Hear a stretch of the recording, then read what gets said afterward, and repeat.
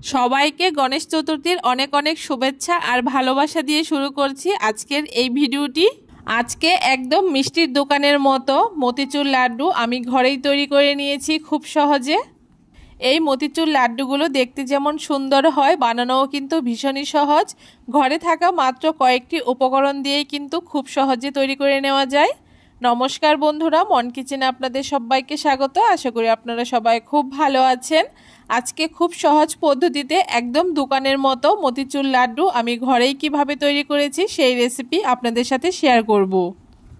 মতিচুর লাড্ডুগুলো তৈরি করার জন্য প্রথমে আমি একটা বেসনের ব্যাটার তৈরি করে নেব। তার জন্য একটা বাটির উপরে একটা ছাঁকনি রেখে তার মধ্যে একটা ছোট বাটি মেপে আমি 2 বাটি এখানে বেসন নিয়ে নিয়েছি। আর পরিমাপ হিসেবে এখানে কিন্তু 200 গ্রাম বেসন আছে। এখন বেসনটাকে খুব ভালো করে একটুখানি চেলে নিতে হবে। অবশ্যই এই মতিচুর লাড্ডু বানানোর ক্ষেত্রে বেসনটাকে একটুখানি চেলে নিতে হবে, তাহলে কিন্তু ব্যাটারটা খুব সুন্দর হবে। দেখুন এখানে কিন্তু চেলে নেওয়ার পরে কিছুটা দলা দলা মতো বেরিয়েছে, এইটাকে আমি একটুখানি ভেঙে তারপরে চেলে নিচ্ছি।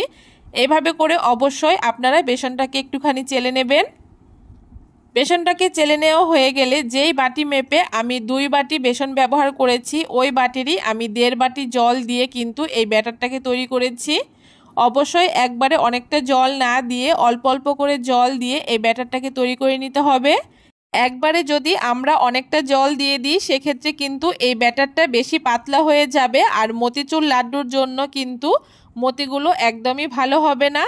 তাই অল্প অল্প জল দিয়ে আমি এইভাবে করে খুব ভালো করে ব্যাটারটাকে তৈরি করে নিচ্ছি।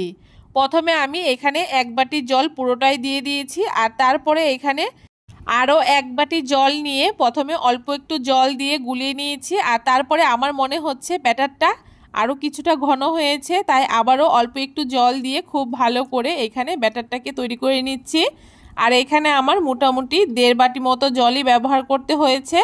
যখন দেখতে পারবেন ব্যাটারটা ঠিক এইরকম হয়েছে, একটুখানি স্টে করে এইরকম ফোঁটা ফোঁটা পড়ছে, তখন বুঝতে পারবেন আপনারা ব্যাটারটা কিন্তু একদম পারফেক্টভাবে তৈরি হয়েছে। দেখুন এখানে ব্যাটারটা কতটা সুন্দর তৈরি হয়েছে। যেহেতু বেসনটাকে আমি চেলে নিয়েছিলাম তাই বেসনের মধ্যে কোনো রকম দলাভাব নেই, খুব সুন্দর একটা স্মুথ ব্যাটার তৈরি হয়েছে। এইখানে একটা চামচ দিয়ে আমি আপনাদেরকে দেখিয়ে দিচ্ছি ব্যাটারটা কতটা ঘনত্বের হয়েছে, দেখে নিশ্চয়ই বুঝতে পারছেন। এই ব্যাটারটা কিন্তু কোনো রকম রেস্টে রাখার প্রয়োজন নেই। এখন মতিচুর লাড্ডুগুলোর জন্য আমি এখানে বোঁদেগুলোকে ভেজে নেব। তার জন্য যেই বেসনের প্যাকেটটা আমি নিয়েছিলাম সেই বেসনের প্যাকেট দিয়েই কিন্তু এখানে আমি বোঁদেগুলো তৈরি করব। তার জন্য প্যাকেটের মুখটাকে খুব ভালো করে একটু বড় করে কেটে নিয়েছি। আর তারপরে এখানে 4 চামচ মতো আমি বেসনের ব্যাটারটাকে নিয়ে নিচ্ছি। খুব বেশি ভর্তি করে ব্যাটারটাকে কিন্তু নেওয়ার প্রয়োজন নেই, অল্প পরিমাণে প্রথমে নিলেই হবে। ব্যাটারটাকে নিয়ে নেওয়ার পরে খুব ভালো করে এখন এই প্যাকেটের মুখটাকে আমি এইভাবে করে পেঁচিয়ে নিচ্ছি। আপনারা চাইলে কিন্তু এখানে যে কোনো রাবার ব্যান্ডও ব্যবহার করতে পারেন আটকে রাখার জন্য। মুখটাকে খুব ভালো করে একটুখানি পেঁচিয়ে নেওয়ার পরে এখন এই প্যাকেটের নিচের অংশটাকে একদম ছোট্ট করে কেটে নিচ্ছি।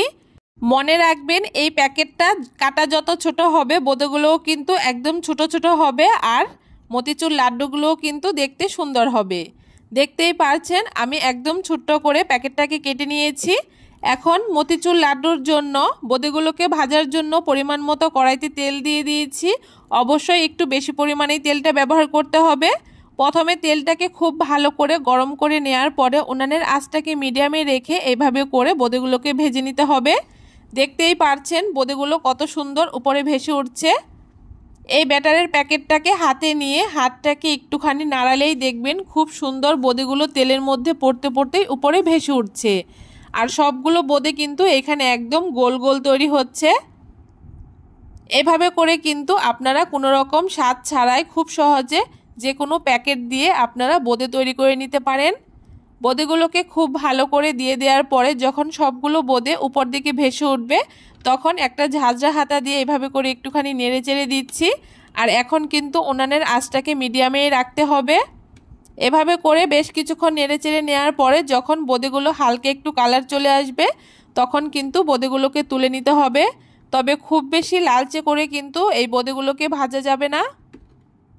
দেখুন বোঁদেগুলো আমার খুব সুন্দর হালকা একটা কালার চলে এসছে। এখন একটা ছাঁকনির সাহায্যে এইভাবে করে আমি খুব ভালো করে তেল ঝরিয়ে বোঁদেগুলোকে তুলে নিচ্ছি। বোঁদেগুলো খুব ভালো করে আমার তেল ঝরিয়ে তুলে নেওয়া হয়ে গেছে। দেখতেই পাচ্ছেন বোঁদেগুলো কত সুন্দর হয়েছে, আর সবগুলো বোঁদে কিন্তু প্রায় একই রকম সাইজেরই হয়েছে। আপনারা কিন্তু প্যাকেটের মুখটাকে আরও একটু ছোট ছিদ্র করে কিন্তু এর থেকে ছোট ছোট বোঁদে তৈরি করে নিতে পারেন। প্রথম ব্যাচ বোঁদে এখানে আমার ভেজে নেওয়া হয়ে গেছে। আরও একবার বোঁদে ভেজে আমি আপনাদেরকে দেখিয়ে দিচ্ছি। একই রকমভাবে উনানের আঁচটাকে মিডিয়ামে রেখে বেসনের প্যাকেটটাকে একটুখানি নাড়ালেই কিন্তু দেখবেন খুব সুন্দর ছোট্ট ছোট্ট বোঁদে তৈরি হবে। আর বোঁদেগুলো দেওয়ার সাথে সাথেই কিন্তু এভাবে করে উপরে ভেসে উঠবে। একটুখানি নেড়ে চেড়ে নেওয়ার পরে বোঁদেগুলো হালকা একটু কালার চলে আসলেই এভাবে করে একটা ছাঁকনির সাহায্যে আমি তেল ঝরিয়ে বোঁদেগুলোকে তুলে নিচ্ছি। একই রকমভাবে সবগুলো বোঁদে আমি এখানে ভেজে নেব। দেখতেই পাচ্ছেন এক এক করে আমি সবগুলো বোঁদে এখানে ভেজে নিয়েছি। আর বোঁদেগুলো কিন্তু আমার একই রকম সাইজের হয়েছে, আর সবগুলো বোঁদে কিন্তু একদম ফুলকো ফুলকো হয়েছে। এইভাবে করে আপনারাও কিন্তু খুব সহজে কোনো রকম স্বাদ ছাড়াই একদম দোকানের মতো বোঁদে তৈরি করে নিতে পারেন। বোঁদেগুলোকে তৈরি করে নেওয়া হয়ে গেছে। এখন এখানে আমি চিনি শিরা তৈরি করে নেব। তার জন্য উনানে একটা কড়াই বসিয়ে দিয়ে যেই বাটি মেপে আমি 2 বাটি বেসন ব্যবহার করেছিলাম ওই বাটিরই আমি 1.5 বাটি চিনি দিয়ে দিয়েছি আর 2 বাটি জল দিয়ে দিয়েছি। এখন খুব ভালো করে চিনির এই রসটাকে আমি জাল করে নেব। চিনির রসটা খুব ভালো করে একটুখানি বলক চলে আসলে এখানে আমি সামান্য পরিমাণে একটুখানি অরেঞ্জ ফুড কালার ব্যবহার করছি। ফুড কালারটা কিন্তু এখানে অপশনাল, আপনারা পছন্দ করলে ব্যবহার করবেন, ব্যবহার না করলেও কিন্তু কোনো অসুবিধা নেই। এখানে কালারটা দেখতে ভালো লাগবে বলে আমি ফুড কালারটা ব্যবহার করেছি। এখানে চিনির রসটাকে মোটামুটি 2 মিনিট মতো হাই ফ্লেমে আমি জাল করে নিয়েছি। এখন উনানের আঁচটাকে একদম লোতে করে দিয়েছি। আর তারপরে যে বোঁদেগুলো আগে থেকে তৈরি করে রেখেছিলাম সেই বোঁদেগুলোকে আমি চিনি শিরার মধ্যে দিয়ে দিচ্ছি। এখন কিন্তু উনানের আঁচটাকে একদম লোতে রেখে এই বোঁদেগুলোকে চিনির শিরার সাথে মিশিয়ে নিতে হবে। যতক্ষণ না বোঁদেগুলো চিনির শিরা মিশে একদম নরম হয়ে যাচ্ছে ততক্ষণ কিন্তু উনানের আঁচটাকে একদম লোতেই রাখতে হবে। কারণ উনানের আঁচটাকে যদি আমি হাই ফ্লেমে করে দিই সেক্ষেত্রে চিনির রসটা একদম শুকিয়ে যাবে আর বোঁদেগুলো শক্ত থাকবে আর মতিচুর লাড্ডুগুলো খেতে ভালো লাগবে না। তাই একটু সময় নিয়ে এইভাবে করে নেড়ে চেড়ে বোঁদেগুলোকে একটু নরম করে তারপরে উনানের আঁচটাকে হাইতে করে দিয়ে খুব ভালো করে চিনির রসটাকে শুকিয়ে নিতে হবে। এইভাবে করে কিছুক্ষণ নেড়ে চেড়ে নিচ্ছি আর তারপরে হাত দিয়ে একটুখানি চেপে দেখে নিচ্ছি বোঁদেগুলো নরম হয়েছে কিনা। দেখুন বোঁদেগুলো কিন্তু এখনও বেশ অনেকটাই শক্ত আছে, তাই আরও কিছুক্ষণ একদম লো আছে বোঁদেগুলোকে আমি চিনির রসের সাথে মিশিয়ে নিচ্ছি। বেশ কিছুক্ষণ চিনির রসের সাথে বোঁদেগুলোকে মিশিয়ে নেওয়ার পরে বোঁদেগুলো একদম নরম হয়ে গেছে। এখন উনানের আঁচটাকে মিডিয়ামে রেখে দিয়েছি। এখন এখানে আমি 2 চামচ চালমগজ দিয়ে দিচ্ছি আর ফ্লেভারটা ভালো হওয়ার জন্য 2 চামচ ঘি ব্যবহার করেছি। আপনারা যদি ঘিয়ের গন্ধটা পছন্দ করেন অবশ্যই ব্যবহার করবেন, না করলেও কোনো অসুবিধা নেই। এখন খুব ভালো করে মিশিয়ে নিচ্ছি। এইভাবে করে মেশাতে মেশাতে যখন এই ডোটা একদম আঠালো হয়ে যাবে আর চিনির রসটা পুরোপুরি শুকিয়ে যাবে তখন কিন্তু এটাকে নামিয়ে নিতে হবে। এভাবে করে বেশ কিছুক্ষণ আমি নেড়েচেড়ে নিয়েছি আর এই মতিচুর লাড্ডুগুলো তৈরি করার জন্য ডোটা কিন্তু একদম তৈরি হয়ে গেছে। এখন গ্যাসটাকে বন্ধ করে দিয়ে একটা থালার মধ্যে আমি এই মতিচুর লাড্ডুর ডোটাকে নামিয়ে নেব। এভাবে করে পুরোটা নামিয়ে নেওয়ার পরে একটা খুন্তির সাহায্যে এভাবে করে একটুখানি চেপে চেপে ডোটাকে ছড়িয়ে দিচ্ছি যাতে ডোটা হালকা একটু ঠান্ডা হয়ে যায় আর ভেতর দিকটা গরম থাকে। আর মতিচুর লাড্ডুগুলো তৈরি করার জন্য কিন্তু এই ডোটাকে একদমই ঠান্ডা করা যাবে না, গরম থাকতে থাকতেই কিন্তু লাড্ডুগুলোকে তৈরি করে নিতে হবে। আর তার জন্য প্রথমে হাতের মধ্যে সামান্য একটু জল লাগিয়ে নিয়েছি, এতে হাতে গরমও লাগবে না আর খুব সহজে লাড্ডুগুলো তৈরি হয়ে যাবে। এখন লাড্ডুগুলোকে আমি তৈরি করে নেব। তার জন্য হাতের মধ্যে জল লাগিয়ে পরিমাণ মতো ডো নিয়ে এভাবে করে হাত দিয়ে চেপে চেপে গোল করে নিলেই কিন্তু লাড্ডুগুলো একদম তৈরি হয়ে যাবে। দেখতেই পারছেন মতিচুর লাড্ডুটা কতটা সুন্দর হয়েছে।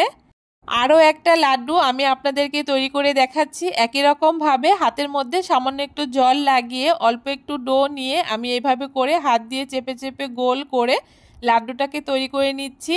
লাড্ডুগুলো অবশ্যই আপনারা আপনাদের পছন্দ মতো ছোটো কিংবা বড় করে তৈরি করে নিতে পারেন।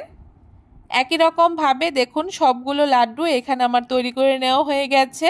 আর লাড্ডুগুলো কতটা সুন্দর হয়েছে দেখে নিশ্চয়ই বুঝতে পারছেন। আপনারাও কিন্তু খুব সহজে এখন বাড়িতেই দোকানের মতো মতিচুর লাড্ডু তৈরি করে নিতে পারবেন খুব সহজে। এখানে লাড্ডুগুলো দেখতে আরও ভালো লাগার জন্য উপর থেকে একটা করে চালমগজ দিয়ে দিচ্ছি। কেমন লাগলো আজকে খুব সহজ পদ্ধতিতে ঘরোয়া উপকরণ দিয়ে একদম মিষ্টির দোকানের মতো মতিচুর লাড্ডুর রেসিপি? অবশ্যই কমেন্ট করে জানাতে ভুলবেন না। ভিডিওটা যদি ভালো লেগে থাকে অবশ্যই সবার সাথে বেশি বেশি করে শেয়ার করে দেবেন। আর আমার চ্যানেলে নতুন বন্ধু থাকলে চ্যানেলটাকে সাবস্ক্রাইব করবেন।